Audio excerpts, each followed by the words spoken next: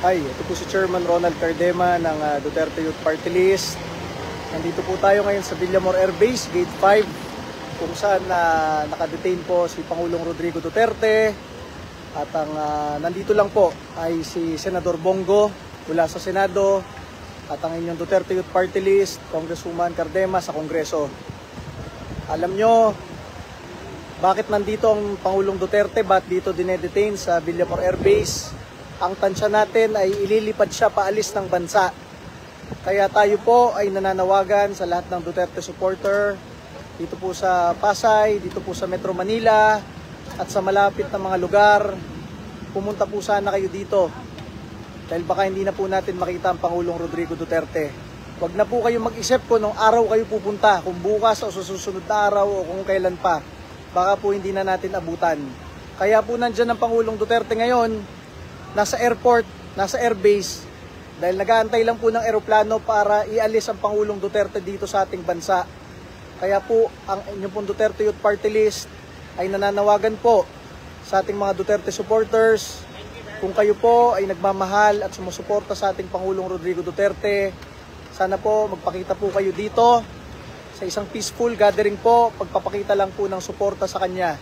At kung pwede po kayo magdala ng konting pagkain at inumin, dahil marami po ditong vloggers ang hindi makaalis dahil binabantayan po si Pangulong Duterte, hindi pa po kumakain. Si Senador Bongo nandito po, hindi pa po kumakain. Wala pong makaalis dito dahil baka po isang alis lang namin, hindi na po natin makita ang Pangulong Rodrigo Duterte. Kaya muli po, mula po sa inyong Duterte Youth Party List, Chairman Ronald Cardema, tayo po ay nananawagan sa ating mga Duterte supporters dito po sa Pasay, dito po sa buong Metro Manila, dito po sa buong Southern Luzon. Punta po kayo dito sa Gate 5 ng Villamor Air Base para po magpakita ng suporta sa ating Pangulong Rodrigo Duterte. Huwag na po kayo mamili kung bukas pa o sa ibang araw pa at baka hindi na po natin siya makita. Kaya po siya dinedetain dito ngayon sa Air Base, sa tabi ng airport, para po ialis siya dito sa ating bansa ngayon. So sana po maipakita po natin through a peaceful gathering. Hindi po tayo manggugulo. Gusto lang po natin ipakita ang ating suporta sa Pangulong Rodrigo Duterte para kapag po siya ay sinakay sa sasakyan o sinakay sa eroplano, makita naman po niya ang mga Pilipinong nagmamahal po sa kanya.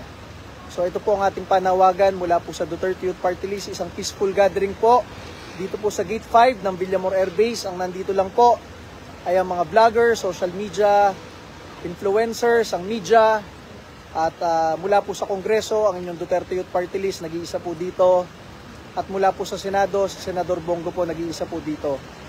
Ang amin pong kakampi ay kayo pong lahat, sambayan ng Pilipino. Ang kakampi po ni Pangulong Rodrigo Duterte, kahit nagbalimbingan na mga senador at nagbalimbingan na mga kongresista, ang hindi babalimbing sa kanya ay ang sambayan ng Pilipino na kanyang pinroteksyonan mula sa mga drogista at kriminal. Baka po maipakita nyo man lang po ang ating pagsuporta sa ating mahal na Pangulo Rodrigo Duterte bago po siya ilipad, paalis po sa ating bansa. Makita naman po niya ang pagmamahal ng kanyang mga kababayan at Duterte supporters po dahil baka hindi na po natin siya makita. Yun po ang ating panawagan po ngayon. Pwede po kayong maglakad dito, pwede po kayong magdala ng sasakyan dito po sa Gate 5 ng Villamor Air Base, katabi lang po ng NAIA 3. Terminal 3 ng NAIA, yan po. So doon po, puro pulis. Pero nakakalusot naman po dahil madami pong media. Sana po, sa panawagan pong ito, maipakita po natin ang ating peaceful gathering para po maipakita ang suporta sa ating pinakamamahal na Pangulong Rodrigo Duterte na sa tingin po namin, nag-aantay na lang po ng eroplano bago po siya ialis sa ating bansa. Sana naman po, tulungan po natin ang ating Pangulong Duterte. Talagang wala pong ibang pinuno na nagmahal sa ating mga Pilipino, kundi Pangulong Rodrigo Duterte lamang.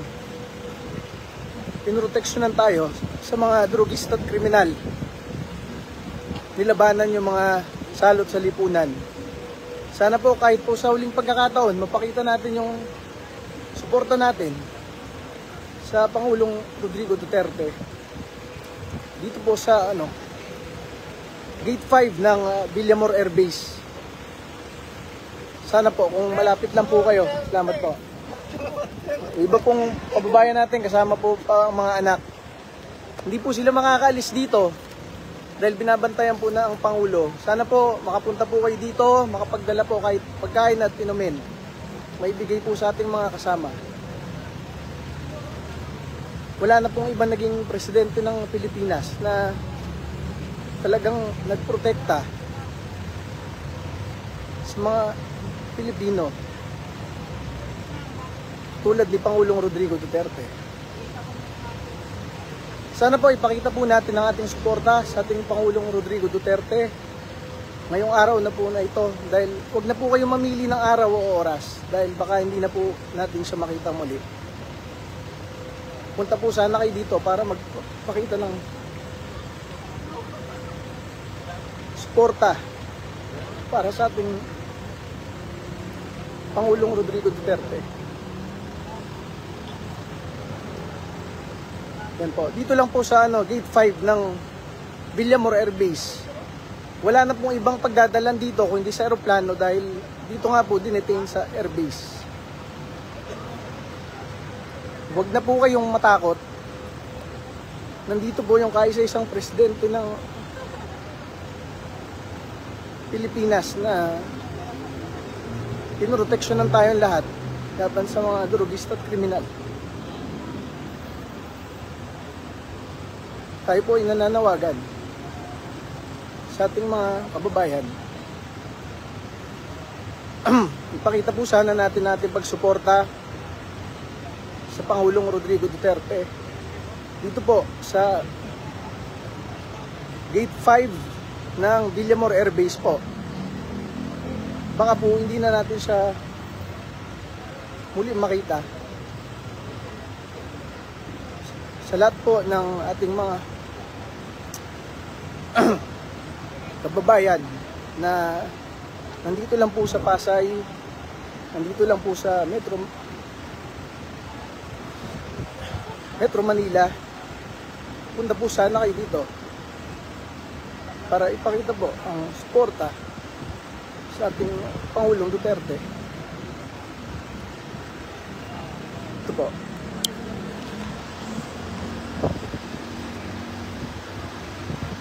Katabi lang po siya ng NAIA Terminal 3. Diyan po mga pulis. Doon po ibang pulis, media. Marami naman pong media. So, yun po.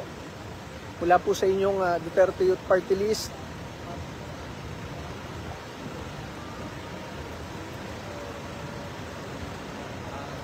Kung maaari po kayong magpunta dito sa Gate 5 ng Villamor Air Base. Kasi po, inaantay na lang po yata yung aeroplanong mag-aalis kay Pangulong Duterte sa ating bansa.